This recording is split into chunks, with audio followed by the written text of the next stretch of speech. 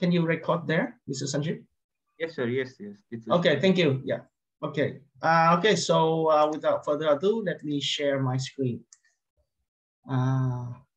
Okay. Is my screen visible to everyone? Can I have a confirmation? Yes, sir. Yes.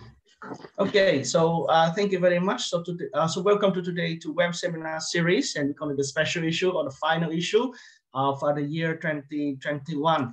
As we have walked through on the WEM seminar, we have talked a lot about research, and then some of the research has been successfully published.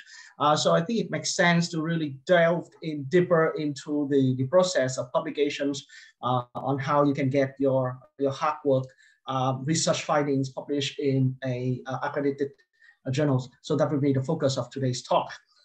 So scientific peer review process 101.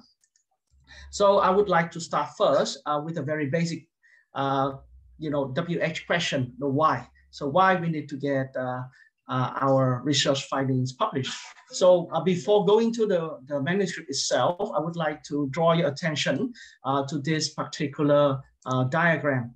So, so this particular diagram is showing the breakdown of the research grants. So this is from the United States or North America, but I believe that it's applicable to all of the countries, including Thailand or wherever you are. Either you are a researchers, junior researchers, or a mid-career researchers. So the breakdown, what does this diagram tell us? This diagram tells us that most of the fund comes from federal sponsors. And then can anyone tell me, what does it mean by federal sponsors? There's no such thing as a free meal. So where do you think all the money come from? So may I invite Mr. Sanjeev? Where do you think the federal sponsors get the money from? Mr. Sanjeev, I think you're muted.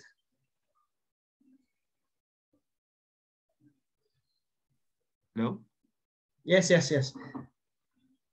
I think these sponsors, these federal sponsors are the big organization like Asia Pacific Network, World Bank organizations. So I think they get the money from the government itself. Actually, it's a yes and no. The federal sponsors usually come from your own government. What you mentioned, the APN, is the foundations. It's like you get external funding, right? You see, so this is kind of, so federal sponsors is, let's say, in terms of Thailand, they will have the Thai Research Fund. So the funding money comes directly from the government. And when the money comes from the government, it comes from the tax money. Okay, so that's the reason why the motivation for publish is you need to return what have been allocated for your own research work to disseminate the knowledge. So that's the real motivation for why you need to get published. And getting publications will making your research visible, and then also your academic stature visible. So through publication, research, including its scientific publication contributions. So I will talk a little bit about these contributions here. So the contributions, it can be a new data set. So let's say in our field, we conducted research measurement of hydrological measurements in a new catchment, or we can think of a new ways of evaluate the climate change impact. All of those contributions. So these contributions can be disseminated to others. So why are these others? The others here can be your fellow researchers, your communities, so that they can learn from you, because your research has been supported by a large portion from the tax money. So you have to return the knowledge back to the society. So this makes researchers and practitioners with similar interests aware of the new knowledge. So the way that, so through publications, the new knowledge can be made aware to a larger audience. In general, it is more difficult to get published in higher quality journals, which will be the focus of today's talk. But when you get it successfully, it shows expertise in the field and ability to conduct scientific grounded research.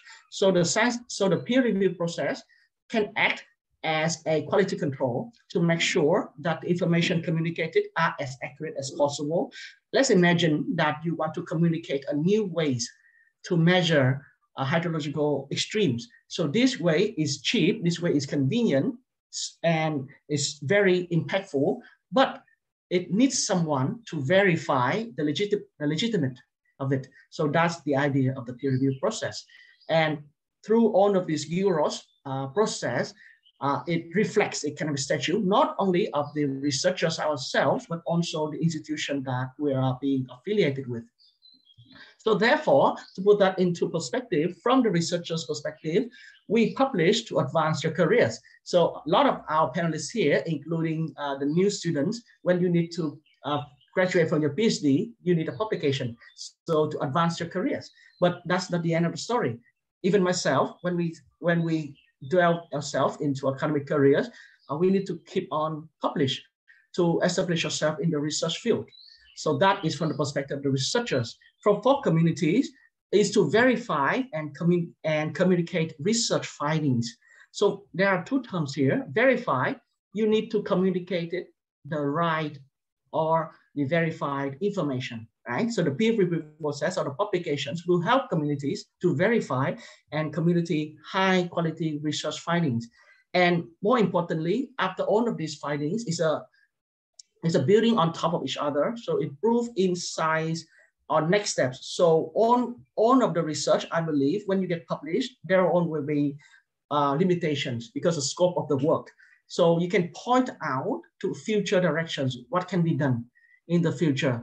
And finally, I want to bring the attention back to my very first diagram for society, because we need to contribute and we put research findings into decision-making context to help the society and to contribute to advanced knowledge or understanding of our particular field. So all of these answers the first part of my presentation, why you need to publish your research findings.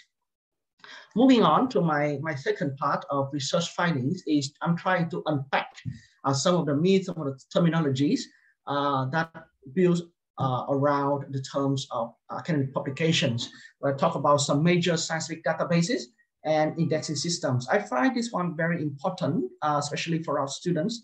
When you start your second semester, you will delve into doing literature review. So you will somehow you feel it's like a maze, like all of these systems. So this will serve as a way for you to systemize all of these systems all together. Okay, and so I will start first with the two common terms. I would say quite, I would say commonly seen terms is ISSN and ISBN. So ISSN stands for International Standard Serial Number. So it's an 8-digit, it's a numeric code which is used as an identifier for a journal. So once in a while you will get a invitation to publish, and the advertisement from the invitation, okay, this particular journal has an ISSN. So say, hey, okay, so they have an ISSN, so they're legit, which is not true. So similar for the case of ISBN is an International Standard Book Number. So ISSN for serial number in the general publications, and ISBN is for the book. So what is not always the bad thing is because it's kind of a index system, so that all of the journals or all of the books will have a unique numbers. So in our field, Journal of Hydrology is quite the most prestigious journal, and then they always have this number. And you look here, ISSN. So but ISSN is just a unique number assigned to a journal. It does not stand for the quality of the journal or the book itself. So please pay attention. The second one I would draw your attention is to the largest database in the world for publications and also academic publications as a whole is a Google Scholar. Okay, so Google Scholar is an online, freely accessible search engine that lets you identify all kinds of articles, including academic and both academics. Okay, so it will search for scholarly works from a variety of sources, including academic, publishers, universities, looking for peer review, thesis, books, technicals, abstract, and reprints. So as you look at it, the Google Scholar is a much bigger collection of scholarly articles, including the peer review process, and then even also the preprint. So the reprint is the articles that has not been peer reviewed yet, but the researchers decided to put it there to communicate, to quickly communicate with the communities. Then next up, we move on to our first important part of database is called the Web of Science. So before it is known as a Web of Knowledge. So the Web of Science is a website which provides subscription-based access to multiple databases that provide comprehensive citation data for many different academic disciplines, including hydrology, earth science, geography, which is very closely to our field. So the Web of Science is the very first collection of peer-reviewed articles and the associations that you can use for your research work.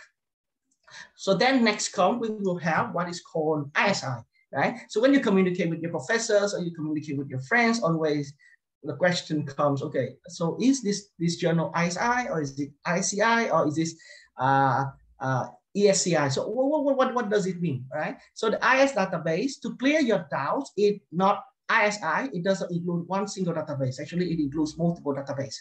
So the first one is the Science Citation Index Expanded.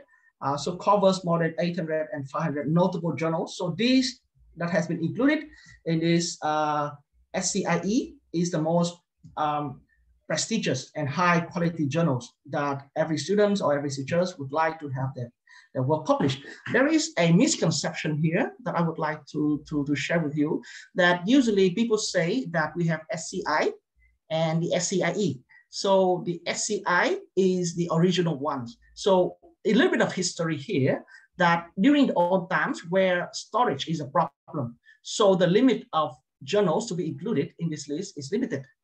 Okay, so the original list is called SCI. And after a while, when they shifted from printed form to digital form, then limitations become less relevant. Then they expand the list into SCIE. So they have a misconception that SCIE is a little bit less prestigious to SCI, which is not true, because they have all of these journals that end up in this list have gone through the equivalent rigorous process. So the E only stands for expanded because printed hard copies are no longer needed. So that's why we can expand and include more journals. Okay, and then we have emerging source citation index, which covers 5,000 journals in the science. So the ESCI is, like its name suggested, shows some emerging high quality journals that after some observations can be included in the core list of SCI. And then we have book citation and conference proceedings, etc., etc. But if you look at it from a bigger perspective, you see that Web of Science is this particular things, and then they have quite a number of citations hover around it. And this core is what is called ISI. So being able to publish in this highly selected journalist is really a tough job for a researcher. Okay, so you see in this core selection, we have SCI, you see, and then SCIE, and then we have social science, and then we have arts and humanities. So all of these are indexing systems contributing into what people usually call ISI. Okay, and next up, we have the term of Scopus. Right, so usually we say, okay, so what is Scopus? And then it's just another database, but it's overlapped quite largely with the Web of Science. Okay, I put some information here.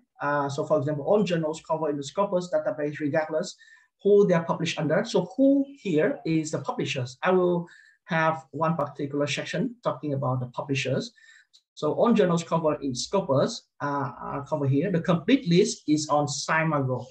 Okay, so it's different system. So you can check the web. If you want to have a more rigorous search, you go to Web of Science. But if you want to have a more large coverage, because the quality here is also judged quite subjectively due to reviewers, which I will come to the next step. So if you want to start with a broader scope of search, you can start with a SciMago. So SciMago ties with Scopus, and Web of Science ties with ISI. So this is another piece of clarification for everyone. So how are these compared to each other? So I have prepared these particular figures for you to see. So this selection of Scopus is in the blue circles, and the Web of Science is included underneath. And here we have broken down in different, some major disciplines, in physical, in health science, and life science, and social science. So this is, again, shows the relative difficulty. Again, I would not say Scopus is easier than Web of Science, but I'm just saying that from this particular figures, we can see that the Web of Science is more selective than the Scopus. I would not go into details of, when you started up a journal and then how long it would take when you can get into these particular details, because I think it's more applicable to the publishers and, the editor-in-chief itself, rather than we researchers, because we're more interested to know where and how we should send our papers to. And then it comes into a impact factor. So impact factor, and then here nowadays we have another matrix is called size score. So impact factor and size score are widely accepted as a measurement for your the quality of your journal. So how does it calculate it? So it gets the total amount of citations for that particular journal divided by the total amount of papers published for that journal in the last 2 years. So that will calculate it, the impact factors. The size score, take one more step, is that when impact factor on the citations, they will equally counted the same way. Whereas size score, they will put a weightage on who cites your work. So for example, if you got cited by a Q1 journal, a higher quality journal, you will get more score. Then you get citations from a lower tier journal. So they put on a weightage into it. But I think the idea is basically the same. So if you look at this particular plot, there is a clear correlations between size score and impact factor, because it's basically measuring the same thing. Just the size score is a little bit advancement in that it takes into consideration the quality of who cites your work. And again, I would like to use a example of journal hydrology. This is where you are going to look at look for the size score and impact factor of the journal where you think you can send your work to. So if you get an invitation to submit your work, and then they say this publisher has this particular impact factor, then it's a fraud. Because impact factor only applies to journals. They don't apply to publishers, which I would go and talk about in the next slide. Publishers and journals. So before we delve into publishers and journals, I would like to step back a little bit.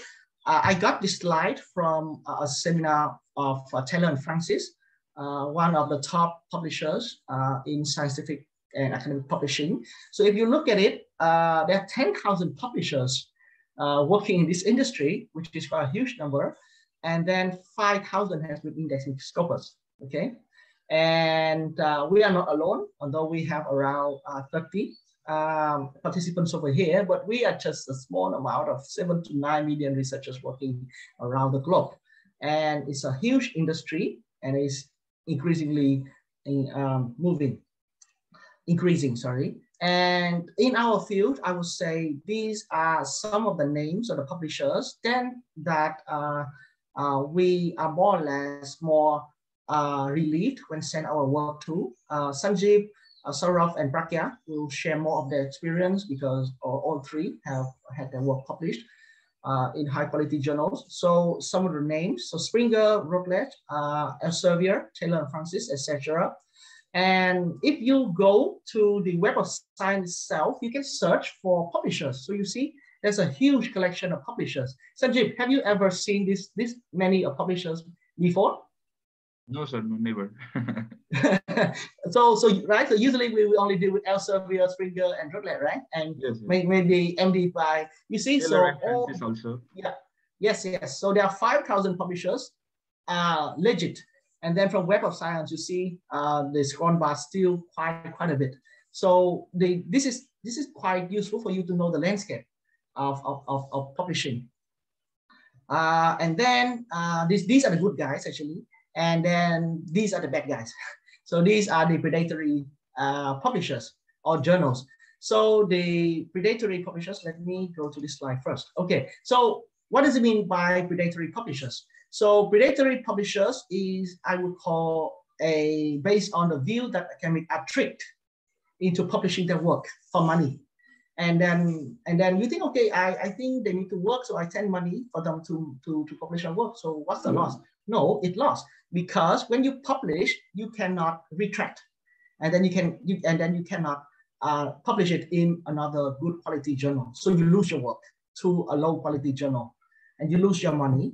And more detrimentally is that when a publisher publishes with a predatory journal, it becomes a red mark. I would say a black mark on your CV, that the lack of integrity in your CV. So this is particularly detrimental for young publishers and then, the final year students that, they're urging for graduation. So these are the victims of the predatory journals and publishers. So what do these guys do? What are the traits? So the traits here is that they just accept articles quickly. So Prakia, so you have published. So what do you expect that you can get the results after the peer review? Hello, Prakia. Hello, sir. Yes, sir. From the peer review, we can really get how our manuscript is written. We can get a really honest review from the different kinds of the reviewer of a different fields or of our same field. How long does it take in your experience?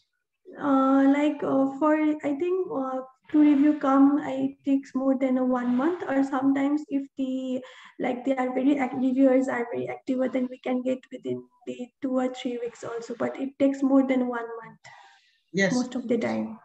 So most of the time will be 1 month is quite fast, I would say. Usually 2 to 3 months. Yeah. But for predatory journals, they will get accepted your paper, I think 3 days and 5 days, which is very, very, very impossible. Because, think about you write your own manuscript, right? Someone's coming from, even if it's close discipline, in order to read your manuscript, it cannot take 3 days, right? And they recommend already.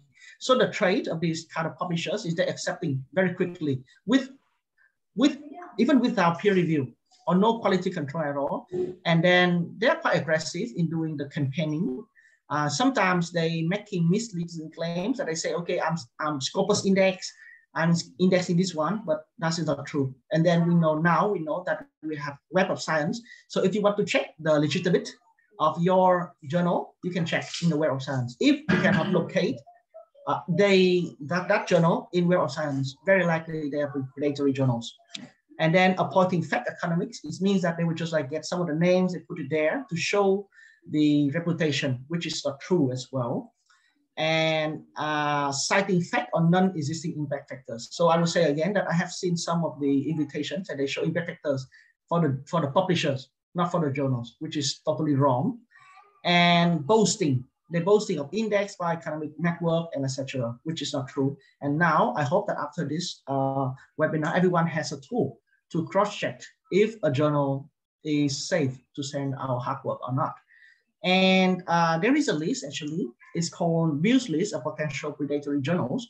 So you can also check for the whether or not the journal is legitimate, and you can also check if they are really a predatory journal or not.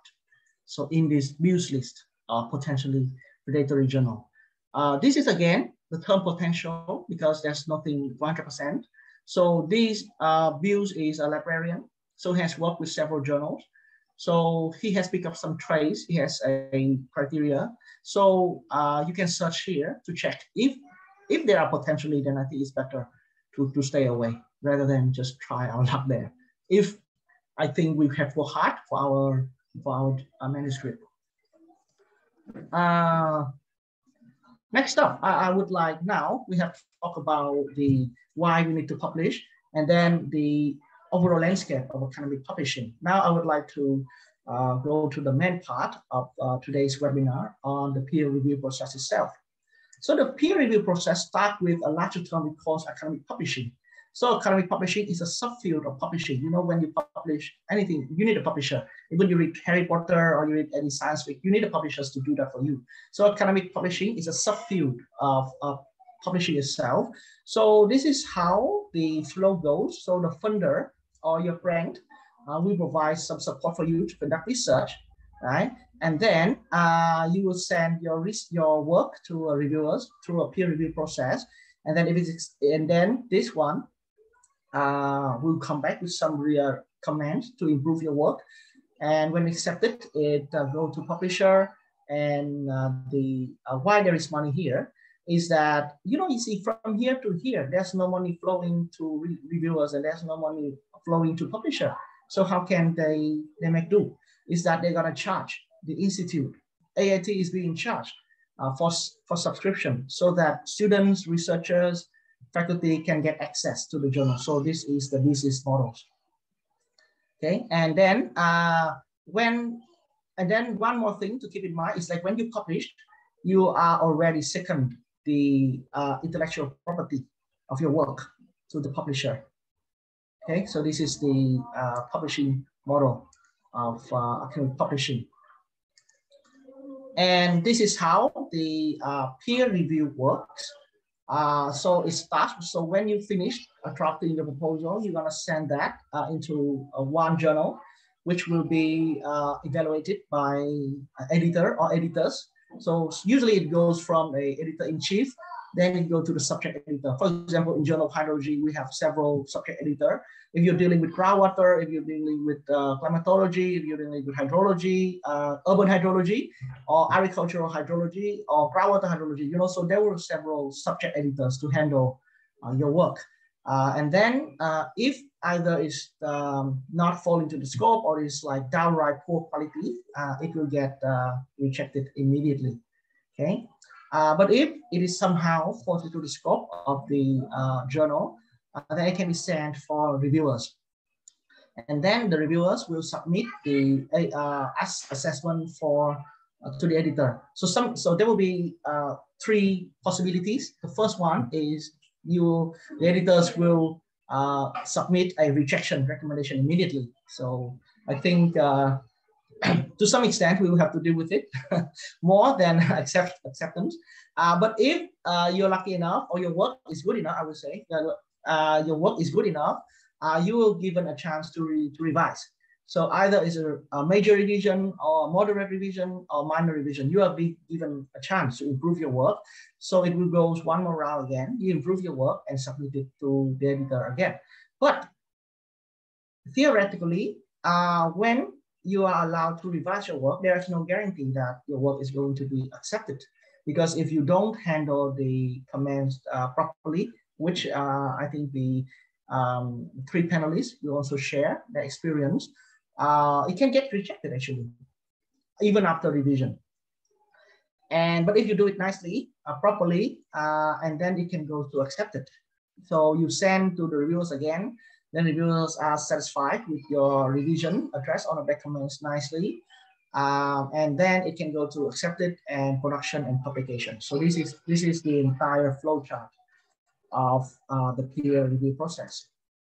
So I would go a little bit quickly. So here there are 3 types of peer review. So single blind is where reviewers know the identity of the authors. So when you submit the journal, there are certain journals that will ask you to remove your names and affiliations and keep only the title and the main text. So this is where it goes to the double blind. But if you are not requested to do so, so you can still keep your affiliations and name of authors on top of your main abstract, it is a single blind, means reviewers are going to be able to identify you. But if you are required to remove, so the journal is following a double blind or double anonymous reviewers. Okay. And then open peer review. So reviewers know the identity of the authors know the identity of the reviewers, so they both know each other. And reviewers' reports may be published with reviewer names. So some journal articles are trying to push forward the open review, peer review over here with hesitance actually, is because when you provide reviews, maybe some conflict of interest can be exposed. So there will be quite some barriers to the open peer review process over here.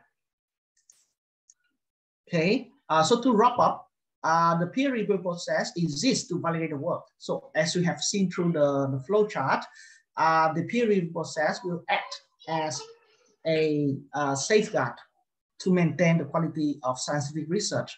And despite criticism, review is still believed to be the only method for validation of the work.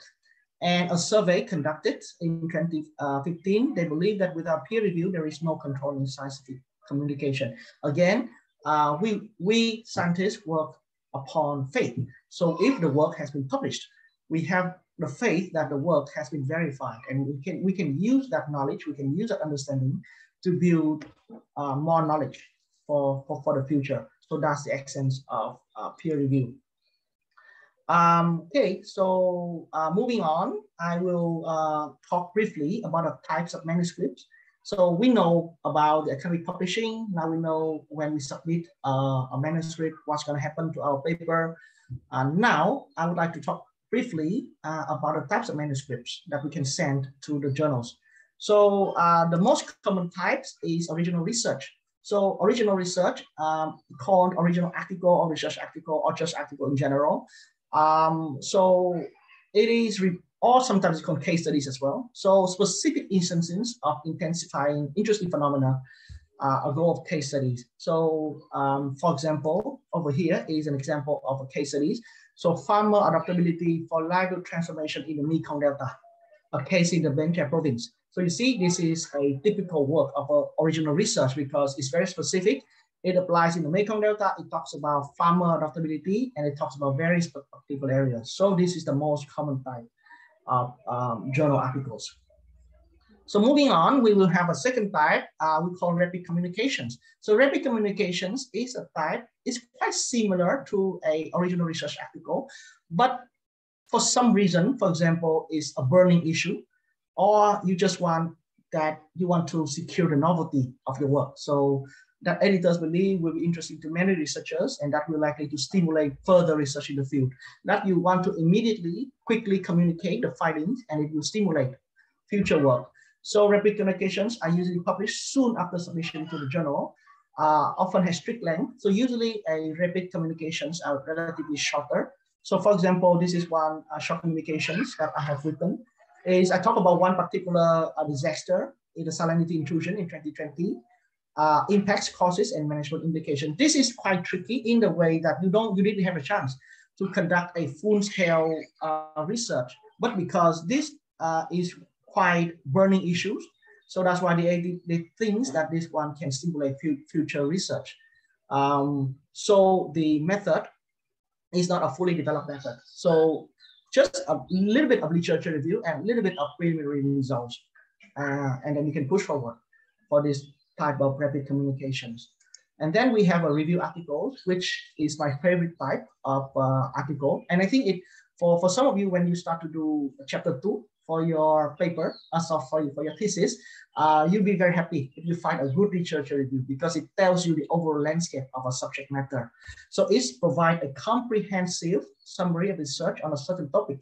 So let's say, for example, you want to learn one particular knowledge, and then there are several methods, and then you're quite lost. Okay, which methods should I do? What are the pros and cons, etc., etc. So a review paper will give you all of those answers. What are the methods available? What are the pros and cons? What are the application contexts? And what are missing? Even the literature review can tell you what are missing from the current understanding so that you can help to justify the novelty of the work. So that's the meaning of a literature review paper. So this is my favorite review paper. It has helped me a lot during my research. So this one is looking at a PPGS. It means participatory GS mapping. So it's kind of like a shuttle-based GS method of ecosystem services, a review. Okay, and usually in a review paper, you will see this particular table. It will synthesize all of the work that has been reviewed, the scale of the method, and then some of the spatial analysis, and then some of the findings, etc., etc. So this type of synthesis of knowledge is very, very impactful, but it is very difficult to publish a review paper actually. It had not only you want to do, because when you create when you write a manuscript, an original research article, you only focus on your own study area, right? But for review, you have to put that into a larger perspective, synthesizing the existing knowledge. So it takes one more step of perspective, I would say. Okay, so I'm moving on to the final part of my presentation, common issues while preparing and revising a manuscript. So here are some common advice. So write first, edit later. So some of the students tend to, try to perfect at the first try. It won't happen. So my advice is just try first, and then you can start to edit and then improve that later. Make your story consistent. Always cross-check the method, the results with your objectives. Are they telling the same thing or not? And then keep it easy, but not too simple. Because if it's too simple, then it should not be published, because that's in the textbook information already. Then you have to follow the author's guideline of each of the journals, and these are the structures of a research article. Okay. There are some issues with publication ethics. For example, authorship. When you include the co-authors, should you include them, or you should only just put them in acknowledgement?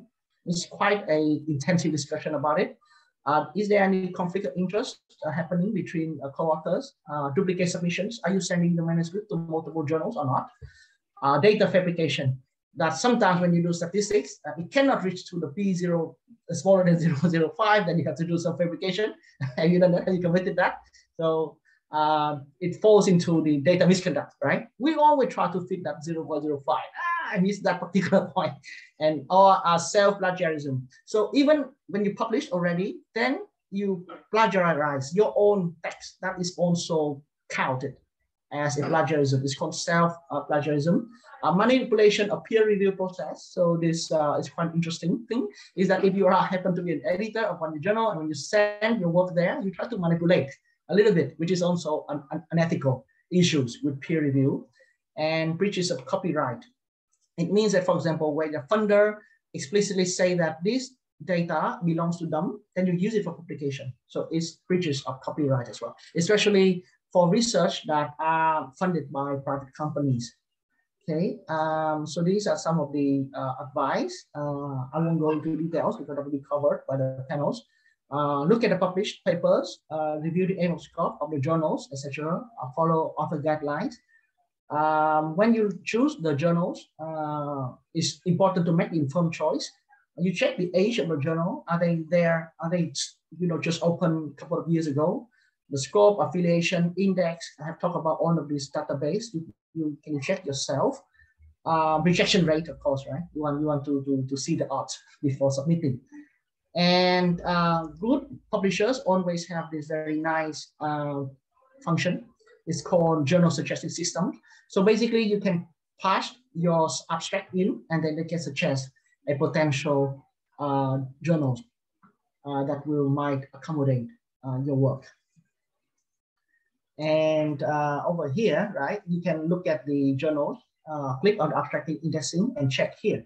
Is they're indexed in SCI and Scopus. So this is a legit journal. Okay. And if you get, so you got a chance to revise, keep calm and do it right. So first one, comprehend, take time to understand the reviewer's feedback, answer, amend, and advocate. You don't always have to follow the reviewers, but you have to provide rebuttals, reasons why you decide not to. At least you have to make very clear what are the changes you have made, and then provide reasons for the changes that you don't think that you would make, and mindful. So this is very important that some young researchers tend to forget. Editors are busy people. We should understand from the perspective that being editors is no paying job. So it's voluntary services. So they are busy. They can spend time writing their own paper, their own proposals, but they spend time to get the paper published. So they are doing good deeds to you. So be mindful. Being organized when you resubmit and help them in a way that you can help you. Some reasons for rejection: send to the wrong journal. If you write something about hydrology, but if you send to a food science, that's rejection immediately. Not properly formatted, did not follow the author's guideline. Poor theoretical framework is that because the story is not clearly told. Poor language, because most of the journals are written in English, but if it is poorly written, even your data is rocket science, groundbreaking, but cannot communication. Think about your paper is a way of communication. So if you cannot communicate efficiently, regardless of how valuable your information is, it will be rejected. Limited contributions to the subject. Let's say something that 𝐏𝐞𝐢𝐞𝐫 has been studied a long time ago already, and then you presented something that everybody has known already. So limitation to and an ethical route. And this is, the last one usually happens when you deal with the reviewer's comment. So to wrap up, I would like to quote Dr. Monica Taylor, is that if you want to get it published, try to think as an editor.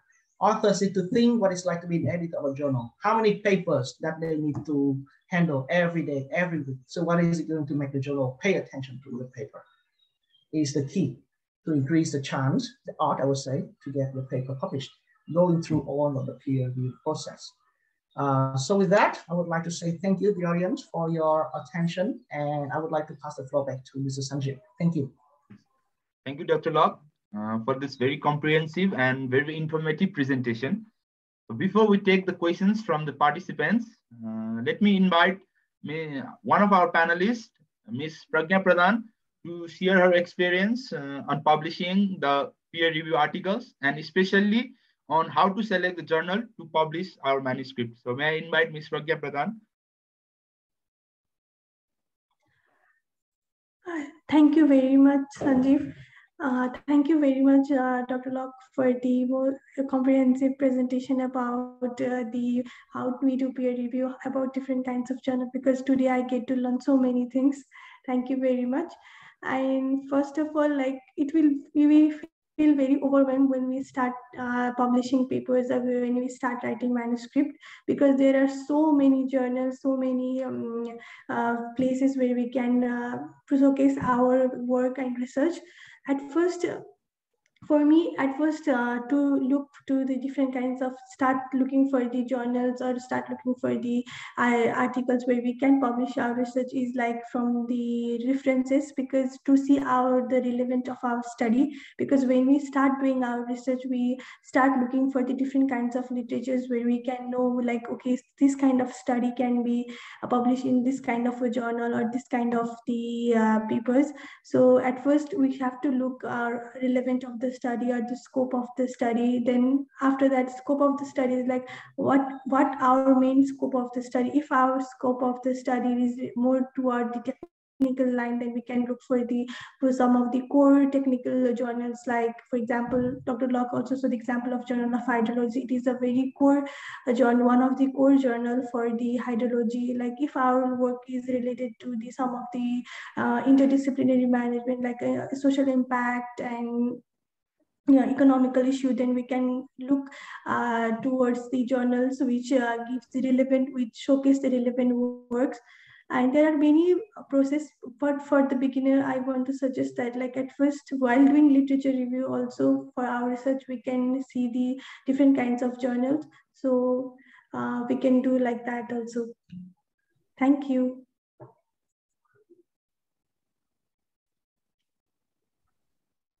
Thank you, Ms. Pragya Pradhan, for sharing such an informative experience of yours.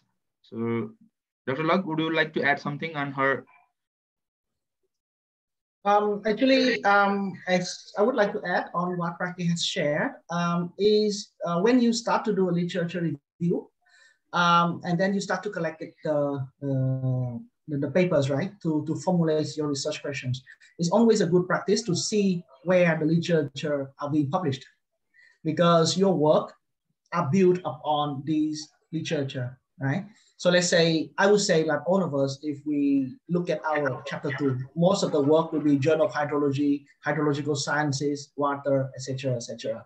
So, so my advice is you can look at the list of the literature that you have read, because that will give you a hint on where your work might fit into, because your work is built on these works, and then they will be able to publish in these places. So you might have a higher chance rather than you submit to another journal that you have never cited the work before. Thank you, Dr. Locke, and thank you, Ms. Pragya Pradhan. So now I myself would like to share my experience on how I handle or how I deal with the reviewer comments. So for this, I have made like 5-6 slides presentation for better understanding of all of you. So may I share my screen? Yes, please. Yeah.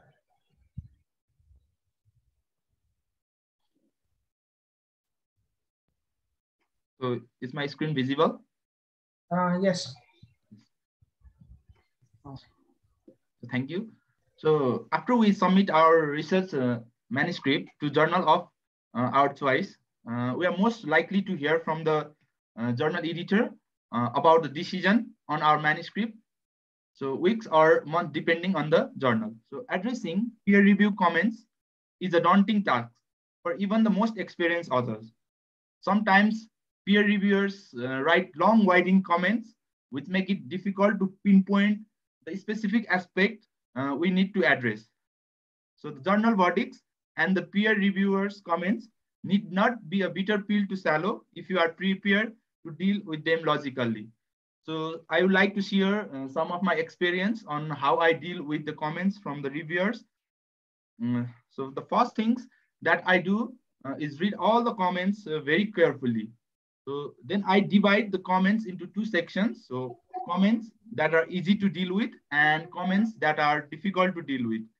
So in comments that are easy to deal with, I include the comments that are related to adding references, deepening explanation of the concepts, providing conceptual detail, and developing methodology further. So for example, I have enlisted some comments that are easy to deal with. So for example, what about the limitation of the or? Add it in introduction section.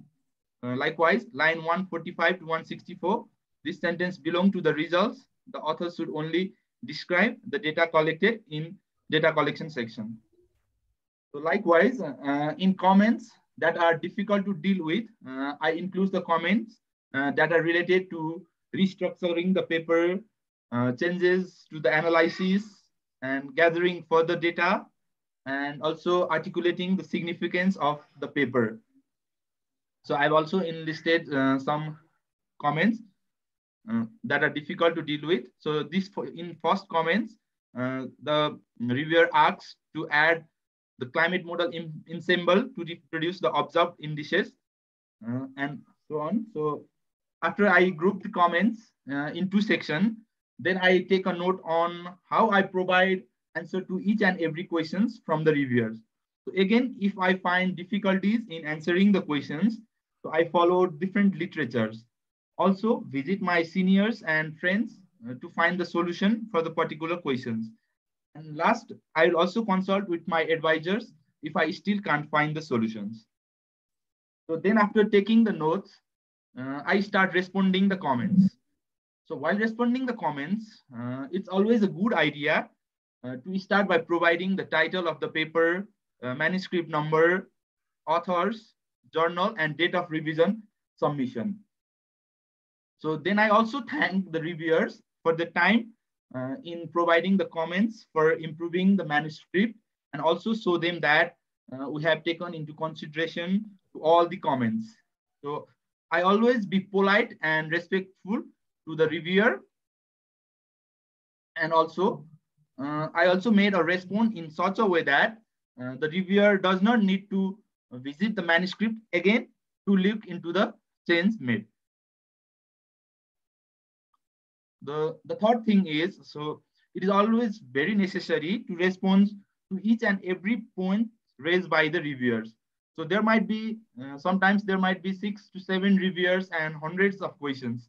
So it is necessary to deal with all those comments. So I recheck 2-3 times to make sure that I have dealt with every questions. And another important thing is, we should always respond the comment by providing the direct answer to the point being raised. So what I did in this matter is, first I thank the reviewer for the question. Then I write on whether I agree on the reviewer's thought or not. So then I wrote my thought on the particular questions and also provide the supporting literatures. And lastly, it is always necessary to keep in mind the deadline. So we should never miss the deadline. Rather, we could request the journal editor if we need more time to provide the response. So thank you so much. Thank you, Sanjeev, for that. I think Sanjeev has done a really nice job, to address the points. And I think more importantly is like like after this seminar and after the sharing with Sanjeev, I hope that we can take the peer review more like steps to follow rather than something that arbitrary. So for example, these are the good practices that Sanjeev have shared that address to the points, being polite, make clear. So some of the bad practice as well is I have, because I'm also serving as an editor and then several times as a reviewer. So sometimes the authors tend to say agree and addressed. So that is one of the worst response, because how did you address, and then where did you address? So it shows again, it comes to the point where you have to think as a reviewer, because I have spent my time to read your work instead of doing my own work. And I don't get any benefit from it. And actually, there is a good reason why reviewers should not get any benefit from it. Because if reviewers get benefit from it, they will create some kind of initiative that you will accept the reviewers for this benefit. That will bias your work.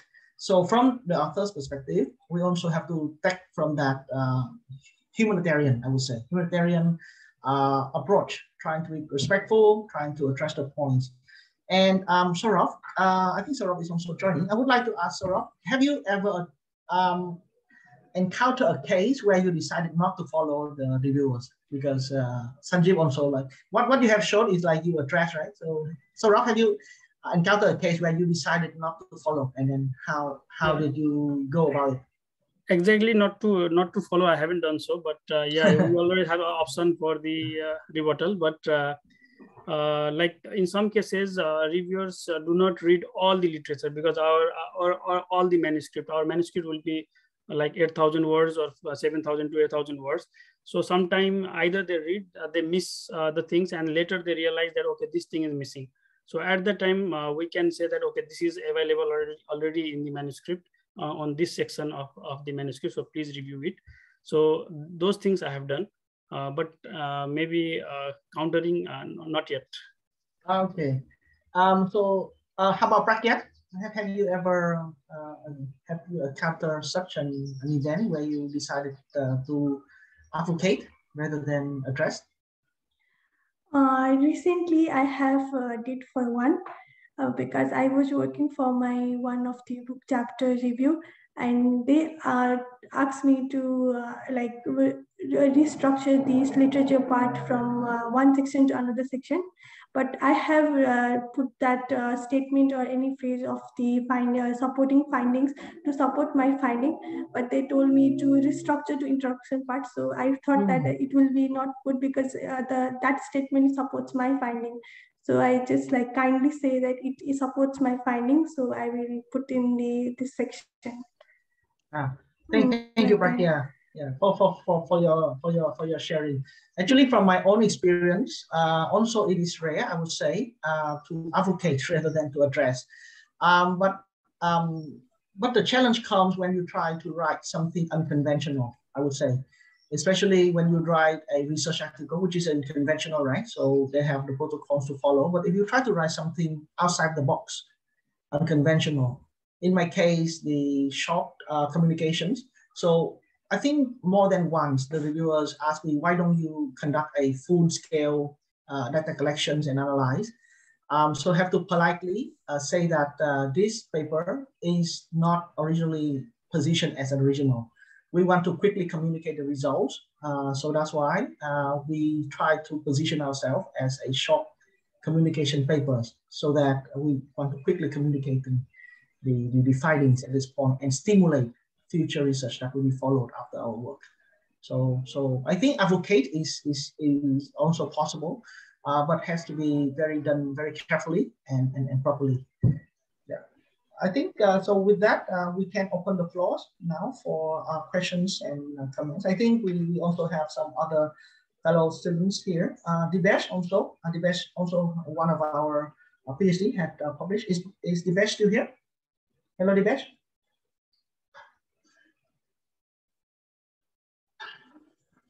Oh, I think yeah, I think it's okay. So may I open the Sanjeev, maybe we can open the floors for questions from the audience related to the content we discussed today.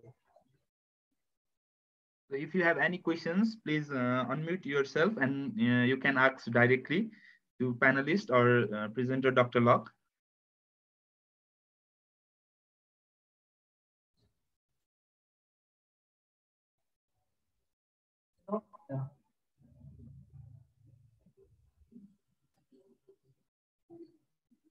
Okay, so if not, then I think Sanjeev, we can wrap up because it's already 12. So thank you so much, everyone, for joining this seminar. So I believe that this seminar will be very useful in future while doing the research and publishing the peer review articles. So with this, I'd like to take this opportunity to end the WEM seminar, special issue seminar series 13. So I wish you all happy holidays. So see you. Bye-bye. Yeah, and thank you everyone for joining, and see you all next year. Thank you. Thank you, everyone.